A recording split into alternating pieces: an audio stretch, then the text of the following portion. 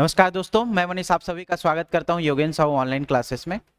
जैसे कि एक दो दिन पहले आप लोग को पता होगा किसका नोटिफिकेशन आया था, आबकारी आरक्षक का, है ना।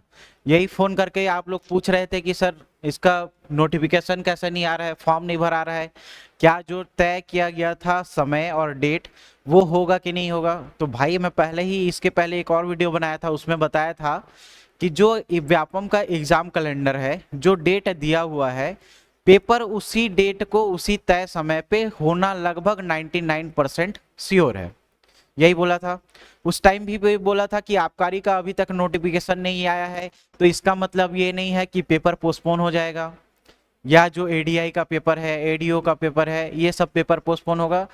तो इसका पोस्टपोन करने का कोई भी रीजन, ठीक है। तो ये आपको नोटिफिकेशन में पहले पता होगा कि इसमें कोई फिजिकल विजिकल कुछ नहीं है। जिसका हाइट है जनरल और ओबीसी का, वो क्या कर सकता है, इसमें फॉर्म भर सकता है, ठीक है। कोई फिजिकल का क्राइटेरिया नहीं दिया गया है, सीधा 100 नंबर का पेपर है। 100 नंबर में पता होगा आप लोग को 33 नंबर सीजीजीएस आ रहा है, 33 नंबर इंडियन जी, ठीक है। और बाकी सब जितने भी सब्जेक्ट हैं, मैथ्स, रीजनिंग, हिंदी, इंग्लिश, ये सब 7-7 नंबर, इंग्लिश को छोड़ के बाकी सब 7-7 नंबर का है। तो ये पहले जैसे क्लियर आ गया। सेम चीज अभी क्योरी आ रहा है किसके संबंध में, प्रयोगशाला परिचारक के संबंध में आ रहा है, संस्थान के नंबर पे, ठीक है। तो आपको एक चीज बता दे, आबकारी के संबंध में आप लोग पूछ रहे थे कि इसका आएगा कि नहीं आएगा, आ ही गया। तो प्रयोगशाला परिचारक का भी सेम है, ठीक है। इसका देखो लगभग 7 दिन के या एक हफ्ते के गैप में किसका पेपर है, परिचारक का पेपर है। तो अभी इसका फॉर्म खुला है, तो हो सकता है एक आध हफ्ते के भीतर में प्रयोगशाला परिचारक का खुल जाए फॉर्म। इसका रीजन क्या था नहीं खुलने का, तो कुछ ना कुछ वहां पे किसी का नंबर मिसिंग था, है ना। तो व्यापम में अलग से जारी किया था कि 2-3-4 तारीख तक क्या कर सकते हो, इसको आकर के सबमिट कर सकते हो। जिसका नाम नहीं आया है पीडीएफ में, वो आकर के दस्तावेज जमा करके ये प्रमाणित कर दे कि अपन प्रयोगशाला परिचारक का फॉर्म भरे हैं, ठीक है। तो उनका जिनका नाम छूटा हुआ था, फिर वो ऐड करके यहाँ पे क्या कर सकते हैं, फॉर्म डाल सकते हैं। तो ये कुछ टेक्निकल इशू उनके पास थे जो रिजॉल्व हो सके हैं, है ना। तो एक हफ्ते के अंदर में आपको प्रयोगशाला परिचारक का भी नोटिफिकेशन देखने को मिल जाएगा। और आप लोग ये सोच रहे होंगे, जैसे अभी एडीओ वाले माइंडसेट बनाए होंगे कि ये पेपर हमसे नहीं हो पाएगा, अगला पेपर स्विच करते हैं। तो जब भी ये पेपर होगा, जब भी, चाहे आप अभी ये सोच रहे हो, तो अभी तक आप लोगों ने जितना भी पेपर दिया है उसमें ये सोचो कि आप किसी और पेपर में ये नहीं सोचे हो क्या। जब भी पेपर एक हफ्ते बचा रहता है तो हर किसी के मन में डाउट आता है कि मैं कर पाऊंगा या नहीं कर पाऊंगा। अगले पेपर में फिर स्विच करते हो, अगला पेपर जब स्विच करते हो तो उसमें भी वही कंडीशन आता है कि फिर अगला पेपर। तो ये क्या बन जाता है, लूप बनते जाता है। तो जो पेपर सामने में है उसी को टारगेट करो, ठीक है। तो अभी एडीओ एडीओ का तैयारी करो, है ना। अभी कुछ मत सोचो, 10-15 दिन यही काम करो कि सिर्फ अपने को एडीओ ही फोकस करना है। उसके बाद भले हो या ना हो, परिणाम की चिंता ना करते हुए सिर्फ कर्म करो, है ना। फिर अगला परिचारक का है। तो परिचारक में अपन क्या, पूरा ऑनलाइन ऑफलाइन दोनों क्या चल रहा है अपने पास, क्लासेस चल रहे हैं किसके, साइंस के, ठीक है। तो साइंस के ऑनलाइन भी चल रहा है, ऑनलाइन मोड में भी अपन कर चुके हैं और ऑफलाइन मोड में भी पढ़ा रहे हैं, ठीक है। तो पिछले वीडियो में भी मैं आपको बताया था कि क्या कोई तैयारी नहीं कर रहा है क्या। अपने ही कोचिंग में लगभग 1500 से 2000 स्टूडेंट हैं जो ऑनलाइन ऑफलाइन दोनों तरीके से पढ़ रहे हैं, ठीक है। किसी एक कोचिंग में ऑन एन एवरेज मान लेते हैं 500 बच्चे तैयारी कर रहे हैं, इतने हजार कोचिंग है ना। तो लगभग आपको कंपटीशन 1 लाख से 1.5 लाख के आसपास देखने को मिलेगा। पेपर में पोस्ट कितना है, मात्र 420। तो गारंटी कितना है, 0.0001% के आसपास चांस है कि किसी एक का सिलेक्शन हो, है ना। और वो 1% में कौन आएंगे, जो एकदम दिन रात मेहनत करेंगे, तैयारी करेंगे, ठीक है। चाहे अपने कोचिंग से ना जुड़े हो, किसी और कोचिंग से जुड़े हुए हो, तो आपके लिए भी ये बात बोला जा रहा है कि ऑनलाइन मोड में हो या ऑफलाइन मोड में हो, किसी भी संस्थान से जुड़ करके या सेल्फ स्टडी करके प्रयोगशाला परिचारक का तैयारी करना स्टार्ट कर दो। एक हफ्ते के भीतर इसका नोटिफिकेशन मिलेगा, फॉर्म सबमिट होगा। फिर फॉर्म भरने के बाद भाई किसी का तैयारी नहीं होता, सिर्फ और सिर्फ रिवीजन होता है। लास्ट 1 महीना इतना प्रेशर रहता है कि आधा सिलेबस इधर कंप्लीट नहीं हुआ रहेगा, आधा सिलेबस और आपको परेशान करने के लिए आ जाएगा कि ये भी बचा है, ये भी बचा है। तो अभी भी टाइम नहीं बीता हुआ है, अभी भी 2 महीना बचा है और 2 महीने में पूरा का पूरा प्रयोगशाला परिचारक का तैयारी किया जा सकता है। इसका सिलेबस अगर देखेंगे तो 60 नंबर में फिजिक्स, केमिस्ट्री और बायो आ रहा है और 40 नंबर के आसपास सीजीजीएस कंप्लीट और इंडियन जियोग्राफी बस आ रहा है। ठीक है, सीजीजीएस और इंडियन ज्योग्राफी। सीजीजीएस में क्वेश्चन का लेवल जो रहेगा मॉडरेट इजी दोनों रहेगा, लेकिन किस बेसिस पे पूछता है तो सबसे ज्यादा हिस्ट्री ज्यादा पूछेगा, तो 60 से 8 नंबर आपको हिस्ट्री देखने को मिलेगा। बाकी के बचे क्वेश्चन में आर्ट, कल्चर और जियोग्राफी से एकदम कम ही क्वेश्चन बनते हैं तो एकदम सिंपल सा क्वेश्चन पूछेगा, कितने राज्यों से घिरा हुआ है, कहां से कर्क रेखा गुजर रही है, आईएसटी लाइन कहां से जा रही है, ठीक है, इसकी सीमावर्ती जिले कौन कौन से हैं, ये सब के बारे में पूछा जाएगा। विद्युत से एक पूछा जाएगा, है ना, और इससे करंट से ज्यादा क्वेश्चन बनेंगे। जियोग्राफी वाला जो सेक्शन है वो करंट से ज्यादा रिलेट करके क्वेश्चन बनता है, तो इसको भी आप देखो। हिस्ट्री में अगर एक दिन में टोटल 60 से 70 पेज के आसपास पूरा हिस्ट्री में सम अप कर लोगे, एक दिन में 20 पेज भी पढ़ोगे तो आराम से कंप्लीट हो जाएगा 2 से 3 दिन में। आर्ट कल्चर का थोड़ा ज्यादा देखने को मिलता है। आर्ट कल्चर में हमेशा 5 क्वेश्चन में ऐसा 4 क्वेश्चन रहेगा जो हर किसी से बनेगा, एक क्वेश्चन ऐसा रहेगा जो किसी से नहीं बनेगा, जो पेपर सेट किया है उसी से बनेगा।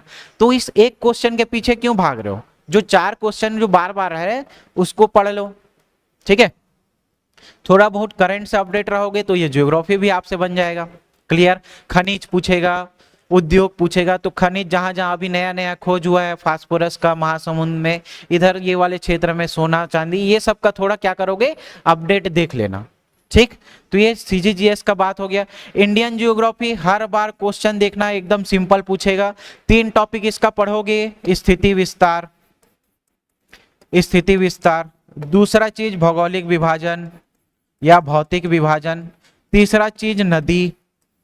ठीक है, ये 3 टॉपिक पढ़ लिए मतलब आप 70% जियोग्राफी खत्म कर लिए। खनिज वाला पूछे जाएगा तो खनिज में टॉप कहाँ कहाँ पे क्या क्या मिलता है, सोना टॉप में कहाँ है, चांदी टॉप में कहाँ है, ये 2-3 टॉपिक पढ़ लोगे तो पूरा का पूरा 10 नंबर आपका तैयार हो गया। ये 3 टॉपिक पे पहले फोकस करना, तो 40 नंबर का तैयारी आपको तो रखना ही रखना है। साइंस ऐसा सब्जेक्ट है जिसमें हर कोई 60 में 60 कभी नहीं ला सकता, कभी नहीं मतलब कभी नहीं। ठीक है, जो पीएचडी भी कर लिया होगा वो भी 60 का 60 नंबर नहीं ला पाएगा। तो इसमें ऑन एन एवरेज आपको 40 से 50 क्वेश्चन के बीच में हमेशा रहना है।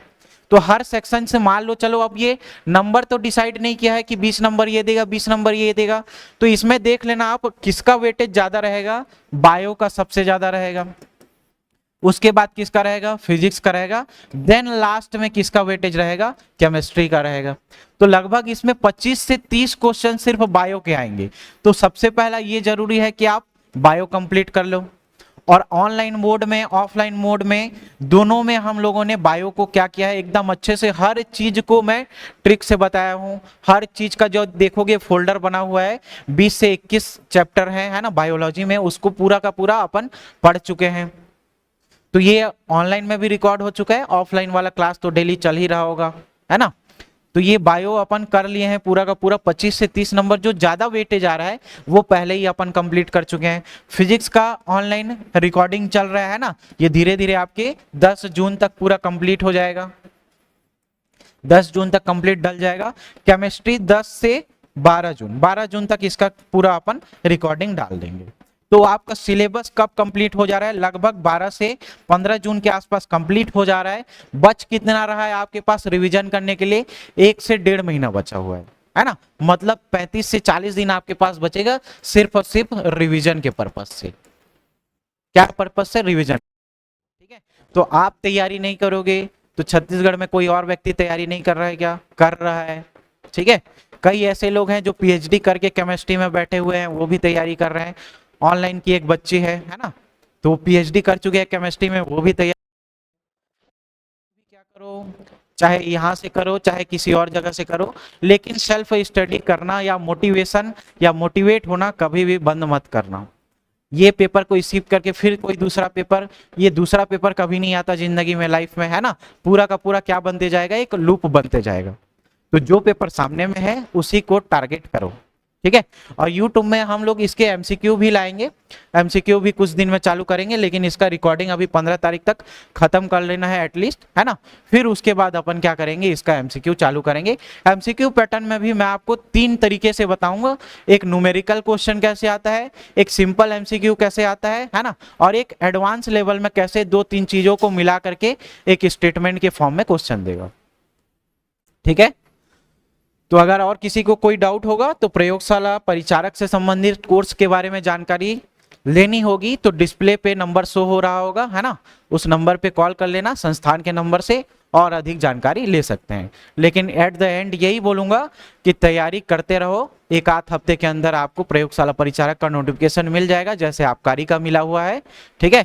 तो इधर उधर दिमाग नहीं भटकाना है, अभी 1 से 1.5 महीना सिर्फ और सिर्फ तैयारी करते रहो। ठीक है। एक टाइम आप सुबह क्या ले लेना, साइंस वाला सेक्शन ले लेना, रात को या शाम के टाइम में आप क्या कर सकते हो, छत्तीसगढ़ वाले सेक्शन को दे सकते हो। ठीक है, क्लियर। मिलते हैं अगले वीडियो में, किसी और विषय में चर्चा करेंगे। ठीक है, थैंक यू, धन्यवाद।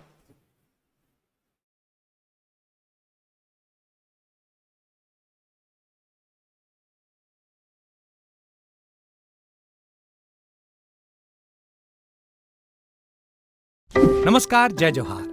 क्या आप भी गवर्नमेंट एग्जाम्स की तैयारी करना चाहते हैं? क्या आप भी मेमोरी टेक्निक्स और ट्रिक्स के जरिए बहुत ही कम समय में स्मार्ट स्टडी करना चाहते हैं? क्या आप चाहते हैं कि सीजी व्यापम टॉपर आपको पढ़ाए? तो डाउनलोड करिए योगेंद्र साहू क्लासेस ऐप। यहाँ 10 से अधिक गवर्नमेंट एग्जाम्स क्रैक करने वाले और सीजी व्यापम टॉप करने वाले योगेंद्र सर CGPSC और सीजी व्यापम के अंतर्गत होने वाले सभी एग्जाम्स की तैयारी कराएं। तो डाउनलोड करिए Yogendra Sahu classes app to be the best, learn from the best.